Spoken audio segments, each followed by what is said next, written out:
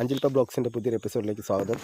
നമ്മളിപ്പോൾ ഇത് dragon ഫ്രൂട്ടിന് compost ചുറ്റും ഇട്ട് കൊടുക്കുന്നതാണ്. കമ്പോസ്റ്റ് എന്ന് പറഞ്ഞാൽ അത് പുല്ലും ചാണകവും മുട്ടത്തോടെ ഇതൊക്കെ മിക്സ് ചെയ്തുണ്ടാക്കിയൊരു ഇതാണ് കമ്പോസ്റ്റ്. ഇത് നമ്മൾ വർഷത്തിലൊന്ന് ഇട്ട് കൊടുക്കുന്നത് വളരെ നല്ലതാണ്. ഈ റൗണ്ടിൽ നമ്മൾ കമ്പോസ്റ്റ് ഇട്ട് കൊടുത്തതിന് ശേഷം മണ്ണ് സൈഡിൽ നിന്ന് വെട്ടി തടം പോലെ റൗണ്ടിലെടുക്കുന്നു. വെള്ളം തങ്ങാത്ത രീതിയിൽ നമ്മൾ റൗണ്ടിൽ ഇത് മണ്ണ് വെട്ടി കയറ്റി കൊടുക്കണം. ഈ കമ്പോസ്റ്റ് ഫുള്ള് മൂടി കൊടുക്കുക. ഇട്ട് കൊടുത്തതിന് ശേഷം ഇത് നമ്മൾ വർഷത്തിലൊന്ന് ഇട്ട് കൊടുക്കുന്നത് വളരെ നല്ലതാണ്. ഇതിന് നല്ല വളർച്ചയ്ക്ക് നല്ലതാണ്.